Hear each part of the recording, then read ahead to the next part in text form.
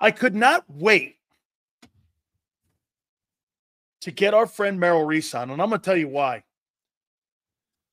I have yet to see a city that overreacts more than the city of brotherly love. By the way, Angelo Cataldi came on and said the Eagles would win 5 games. Okay? Okay? So what we decided to do was, as a professional journalist and as the voice of reason of America, what we'd like to do here is give you a balance. Okay? The voice of reason and a maniac like my friend Angelo Cataldi.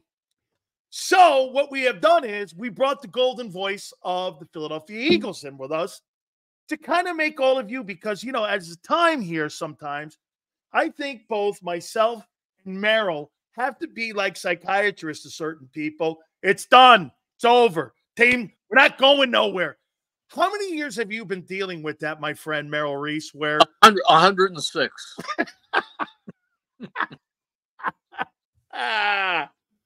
Merrill, 1-1. How are you feeling about your Birds as you head in New Orleans right now?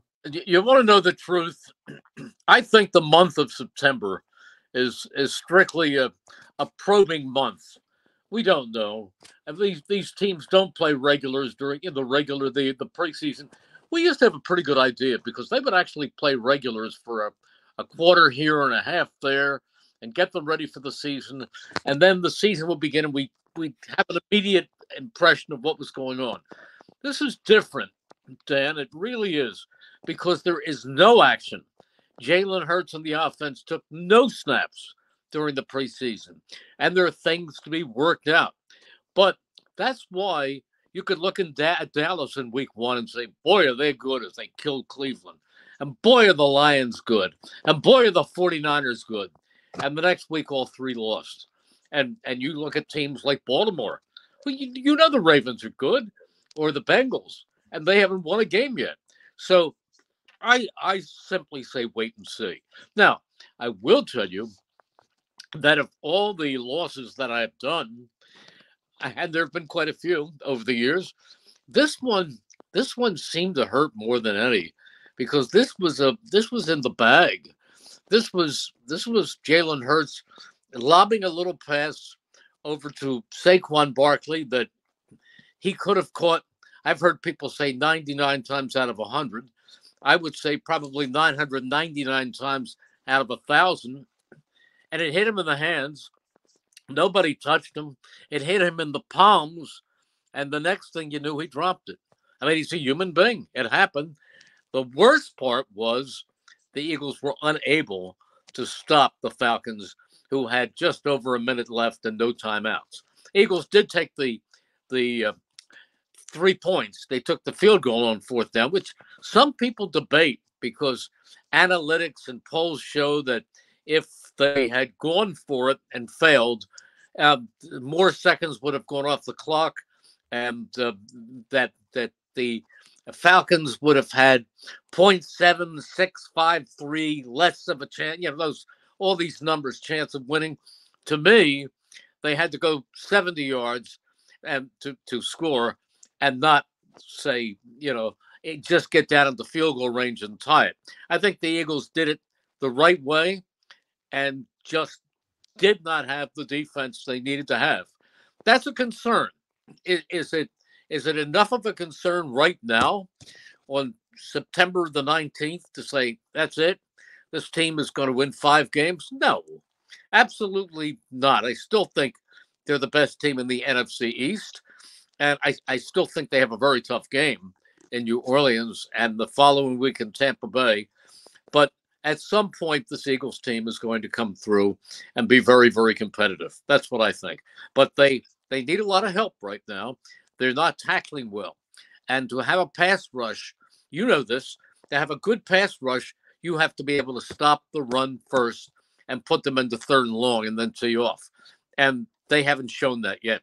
And I think part of that is the fact that they don't tackle to the ground. Nobody really tackles to the ground anymore in the preseason. So they have been deficient. 6.9 yards a carry against the Eagle front 7 right now. And not good. You know, that you're last in the league right now. And boy, do you believe that you can scheme that up. And I'm going to concede something to you, Merrill. You know, not having practice tackling and not having been in an exhibition game, I do think that angle tackling and all that plays a factor in that. I do, but not to make excuses there. I'm pretty disappointed in those two guys in the middle right now. Excuse me, Jordan Davis and Jalen Carter. They've got to pick their game up for that team to go far and that defense to be competitive this year. I agree. I agree. And they're not getting it from the edges either. Bryce Huff, who came over from the Jets, where he had a good season as a pass rusher, not a 4-down player or a 3-down player, but as a pass rusher, hasn't been near a quarterback yet. And you know who the best player on that line has been? Brandon Graham. Graham. Brandon Graham, I'll tell you this. I said this at the beginning of the year. I said, well, the roster spot's more important. You're going to give a ceremonial celebration tour to a guy. They need bodies out there. Hell, was I wrong? That's worth every cent they gave him. Yeah, I'll tell you something. You know, Vic Fangio said, forget this celebration tour. Yeah. He's playing.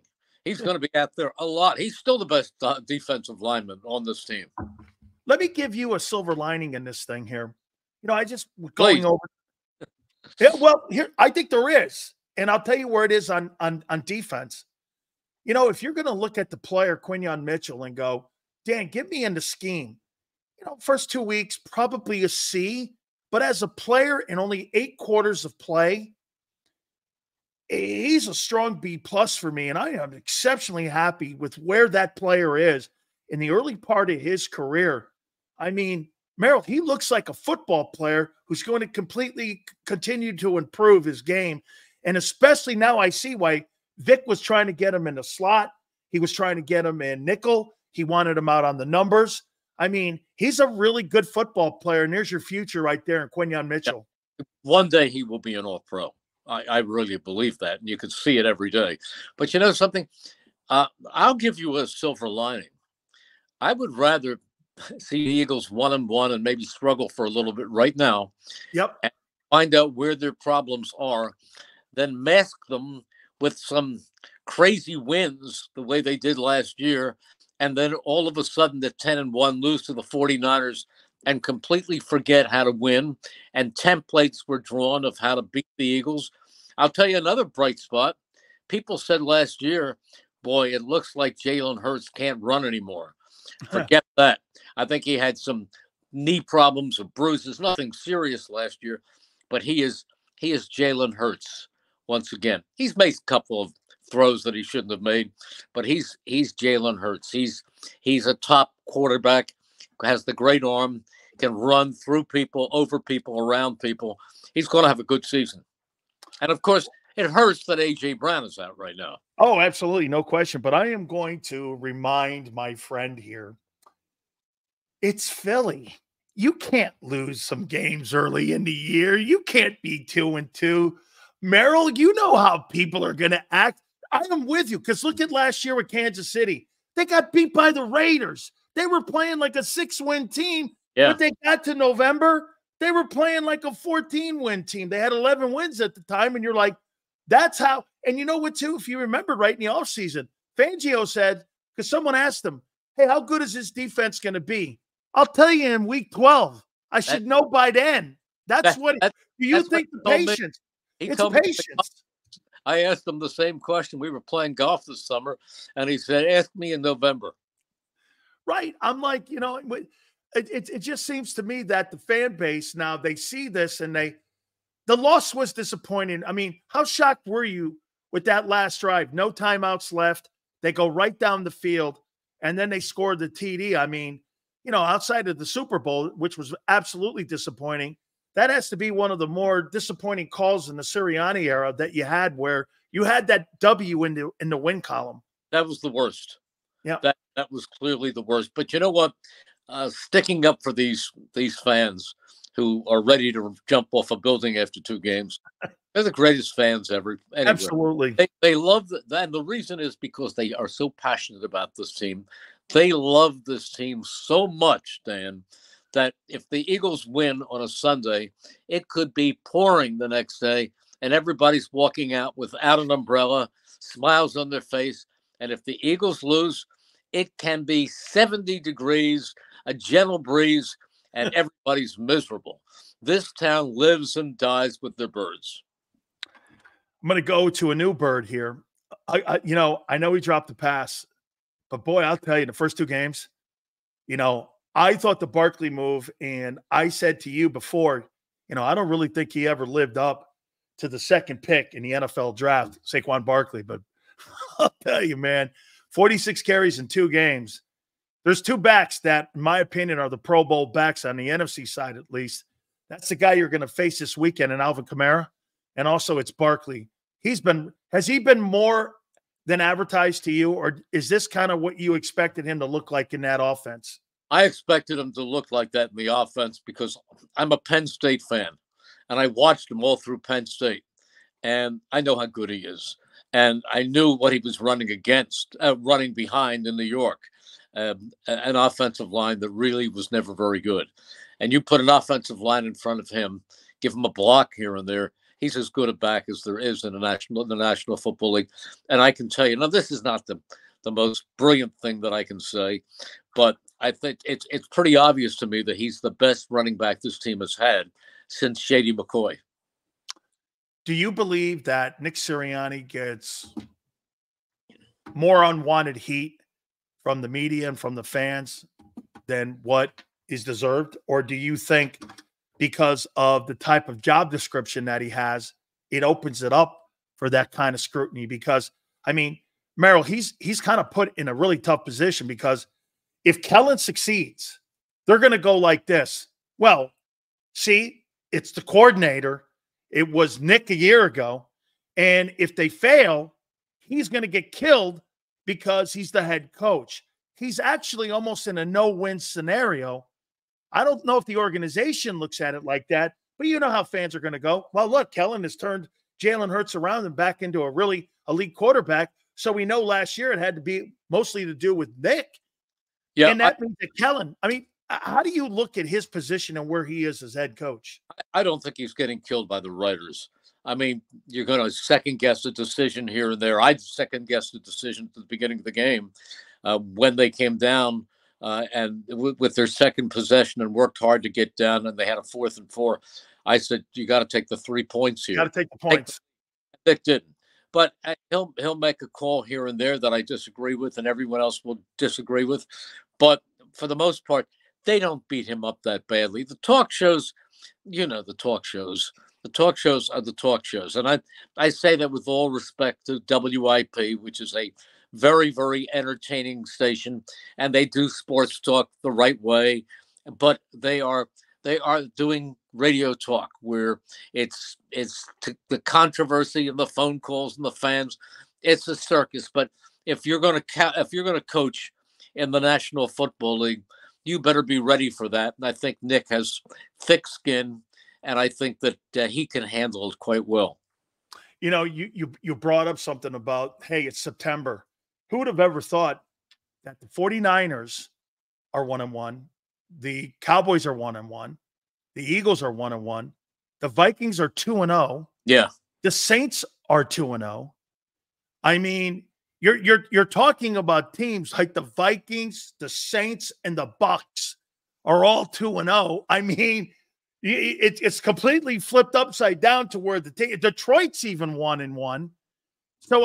So this team this weekend, are you buying that they're that team? 47 in the opener against Carolina, one of the worst rosters in the league. Then they turn around and they wax the Dallas Cowboys almost in a similar fashion. Kamara looks like the player he was 4 years ago. He just looks sensational. Their old line's playing well. And as you know, Merrill, they got stars on defense on every level down there, from Jordan to the linebacking core. Marshawn Lattimore back there. That's a good-looking football team. Even Dennis Allen. Merrill, even Dennis Allen gave Tom Brady problems when Brady was with Tampa. I don't even know if he had a winning record against Allen's defenses. How do you look at this game this weekend against the Saints? And are you buying who they are? Yes and no. They're playing very, very well, so you can only judge them on what you see. If I just woke up from a deep sleep, and it lasted me a couple of years, and I didn't see the number, I would think that Derek Carr was Drew Brees. That's how good he looks right now. He's accurate, he's fast, and he puts the ball where he has to put it, and he leads that offense. He's doing a great job. So I wouldn't take anything away from him, and I wouldn't take anything away from this team. However, I have to see any of these teams for more than 2 games because I saw this team at times look absolutely unbeatable last year.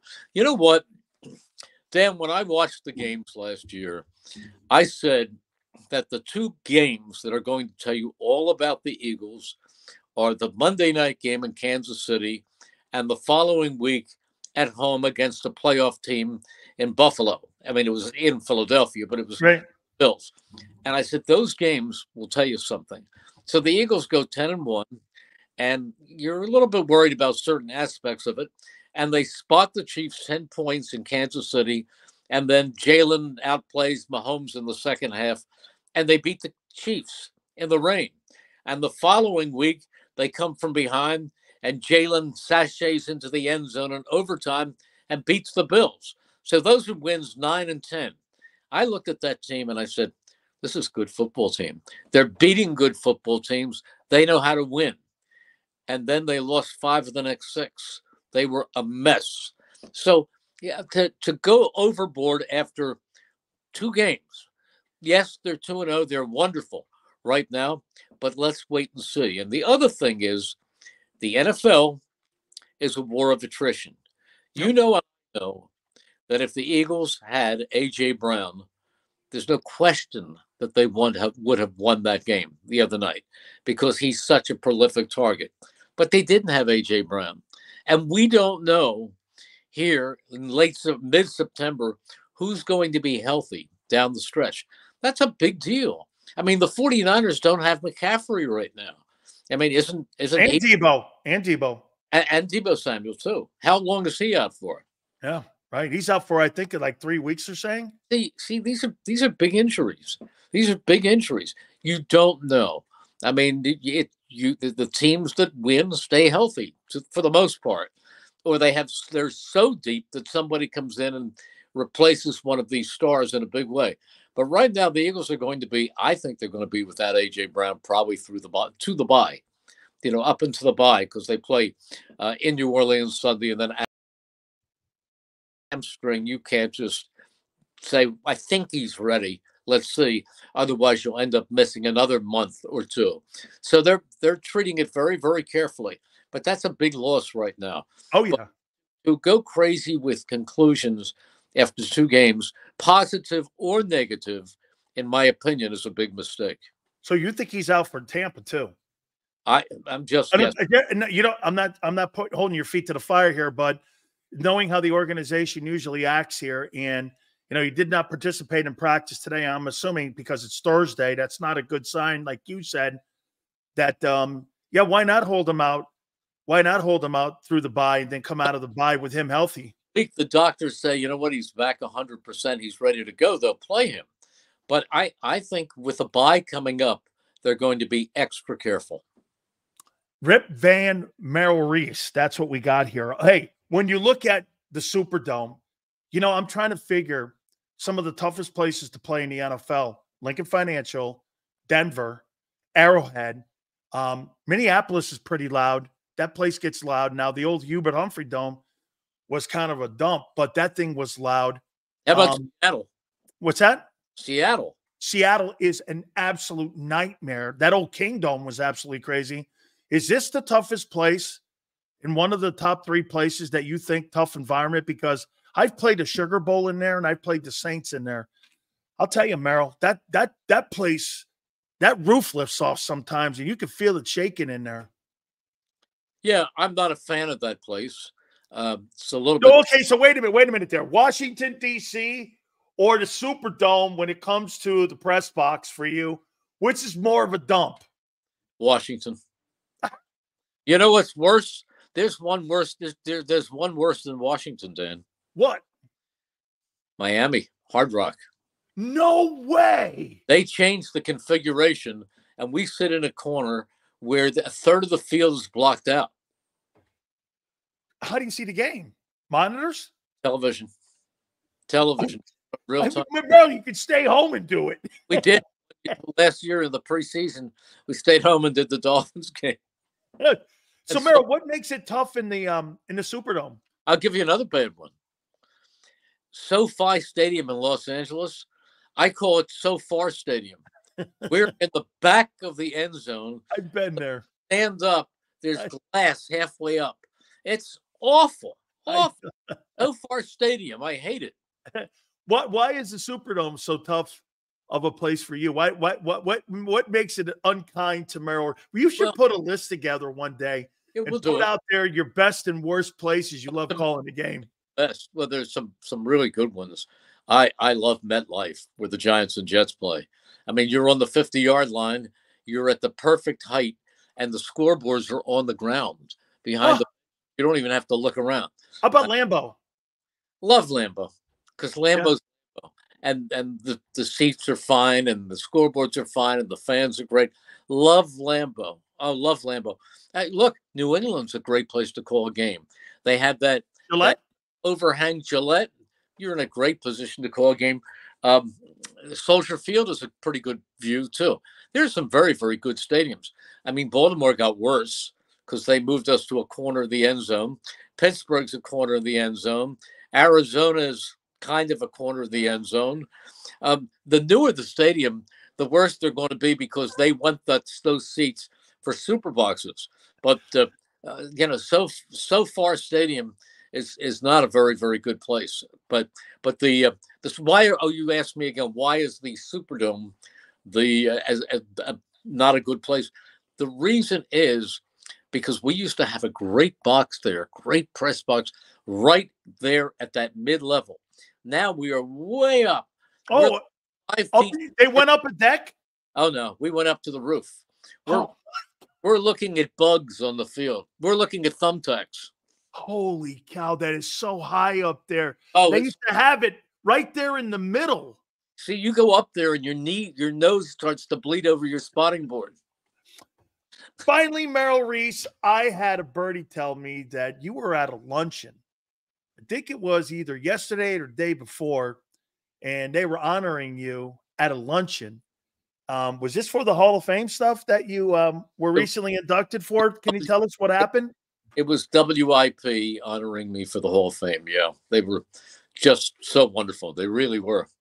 What do you feel when you're in public and how people come up to you and go, you know, I've been listening to you since I was a kid, and generation after generation, Merrill, have been raised with your voice. And, you know, just like Marty Glickman back in the day when I was a kid and all that, you had guys like that personified your youth and your getting older and listening to your favorite team.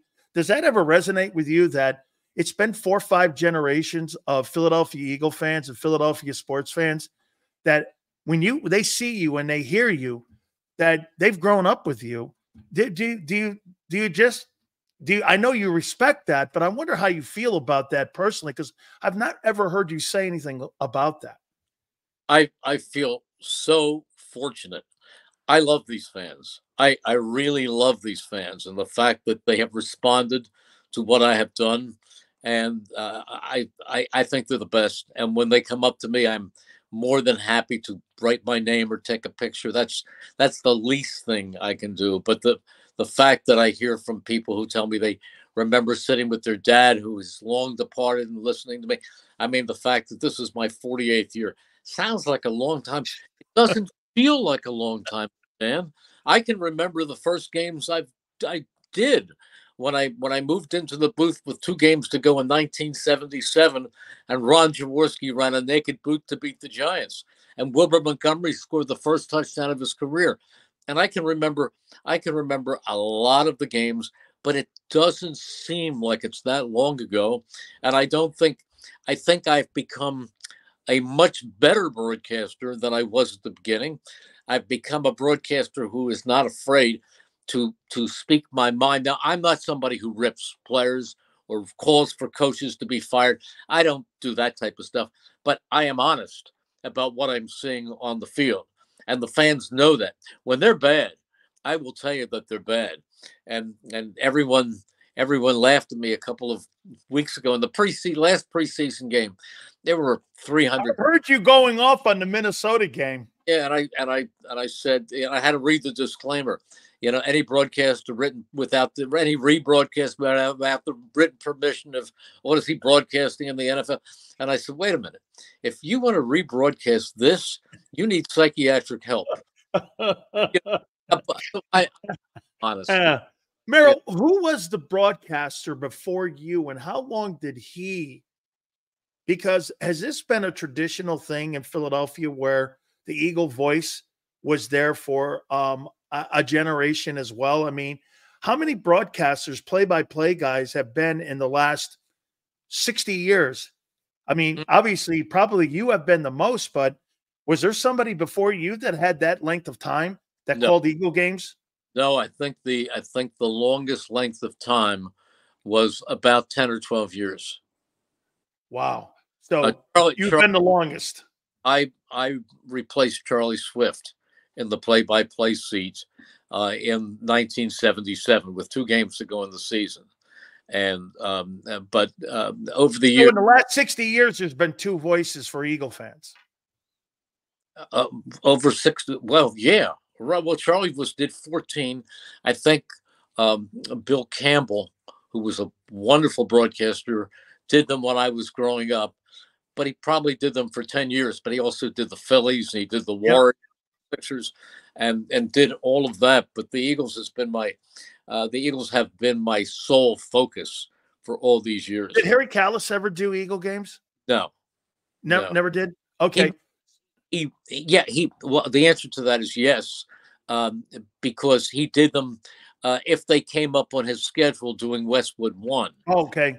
But he was never the Eagles broadcaster. Did Facenda ever do anything locally with the Eagles?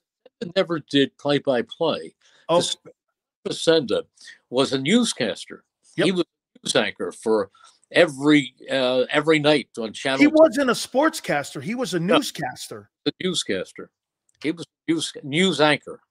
Wow. Popular news anchor, and NFL Films hired him to read a script, and he was wonderful. There was nobody better. The frozen tundra of Green Bay, Wisconsin. I grew up with that guy, and in the Sables, they great newscaster. And there were several other broadcasters. There was a wonderful broadcaster named Byram Som, who did the A's, the Phillies, and he did some Eagles games too. But I think Bill Campbell did a number of them, probably 9 or 10 years, and Charlie probably did 9 or 10 years, and Som might have been doing 12 years, 2 years here, 3 years there, but no, 48 is the longest stretch by 4 or 5 times. Wow. Did you ever call a game at Franklin Field?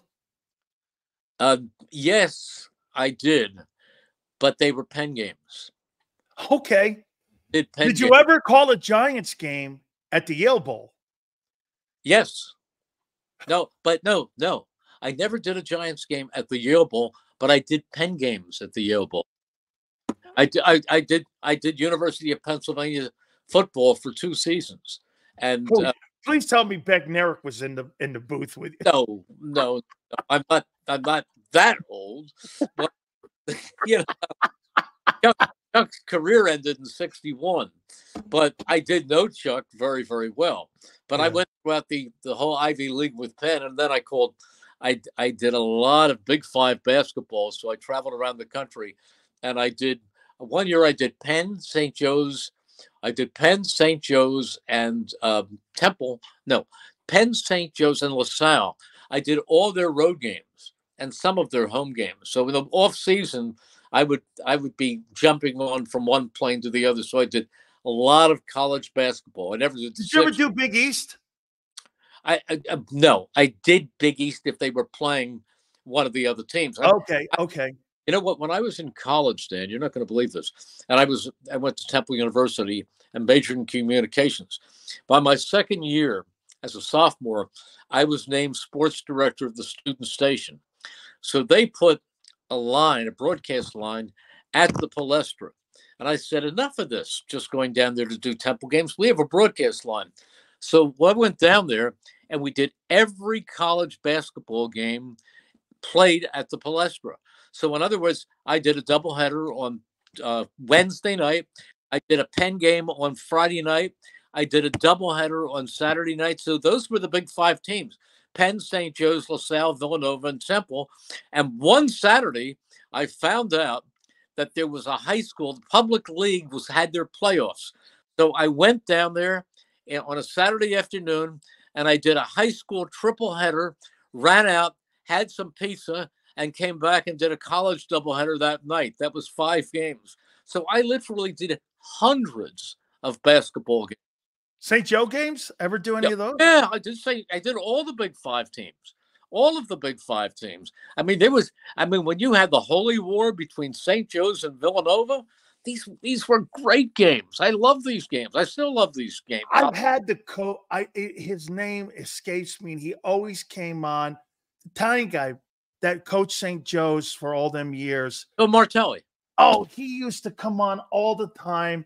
I loved listening to him. And then I got a chance when I started my broadcasting career to meet Rolly Massimino out in Vegas when he coached UNLV. I didn't know him when he coached Nova, but what a personality that guy had. Oh, Rolly they were great. They were great. I mean, I go back to Harry Litwack. Then you had Don Chaney. So you had all those guys. You had all them dudes at one time in college basketball in the Philly area. There's something. John Chaney was unbelievable. I had him as a JV coach at Overbrook High School where I went. And then of course, years later, he replaced, it was Harry Litwack, who's in the Hall of Fame, then Don Casey, then it was John Chaney, who took over for many, many years. And he was, oh my God, I love John Chaney. I mean, it was great. John Chaney was absolutely. He turned Temple Hoop around. Well, Temple Hoops was very, very good for a long time. Even when Harry Litwack was there, he had them in the Final Four one year. But I mean, they were great for many, many years. They had a lot of great coaches down there. Merrill, you sound like you loved calling basketball as much as you did football, and you had a great time calling college basketball. I had a great time calling college basketball, but I can't tell you that anything excites me as much as calling Eagles football. Nothing. I mean, I loved it, but my number one passion is Eagles football, and you know that there's no doubt about that. But I loved calling college basketball. I did college baseball. I did Temple baseball. I did the Broad Street run from a flatbed truck. I did that. I did radio tennis. I did what? I did radio tennis. What was that? Well, when they had the U.S. Pro Indoor, the Spectrum. Oh, okay. All right. Yeah, I remember that back. Was that Virginia Slims stuff? I did. Well, that they had a big tournament. Virginia Slims came in too. What were they called? They were called the Philadelphia Freedom. Right. And now I was their telecaster. So I traveled around the country with the Philadelphia Freedoms. And I would hit with the players. Wasn't that Billie Jean King and all that too?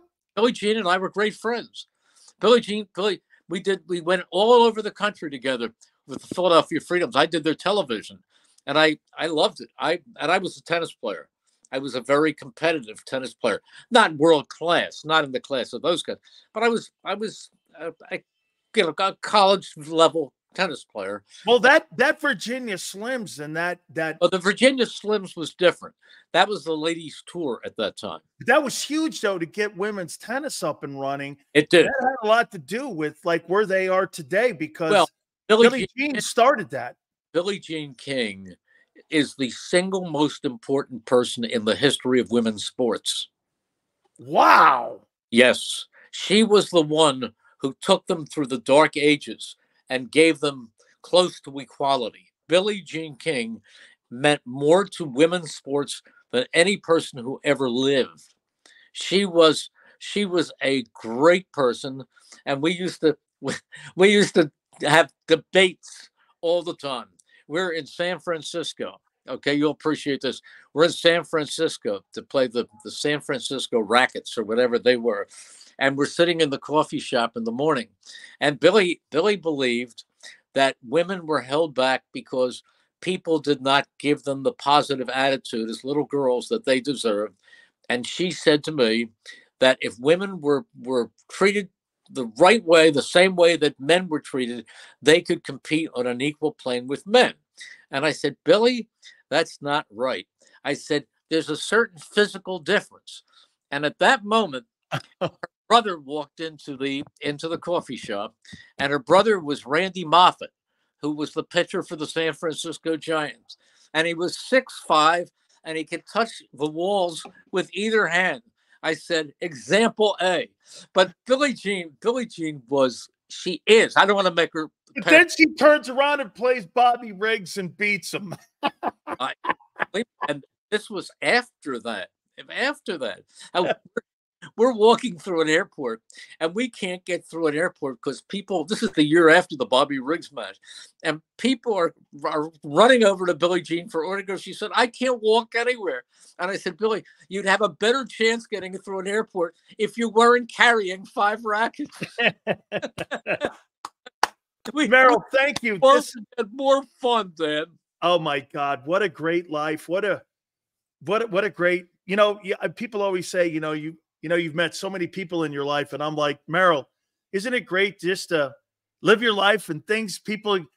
I know Billie Jean King. I've seen and been involved with this and the Philadelphia Freedoms and Temple and the Eagles. I love getting you on. Thank you so much for doing this. We always have a fun time. Thank you, Merrill. She was the single most important woman in the history of sports. I got it, man. Thank you so much, Merrill. Okay. Have a great call. Thank you. Take care. The great Merrill Reese. We so appreciate that. That was a lot of fun. That was an absolute lot of fun. Guys, do me a favor. We really appreciate you guys so much. Please hit the like button. Great stuff. Football Friday is tomorrow. Xander, Joe, thank you. 2 to 6 tomorrow. We'll see you on the flip side.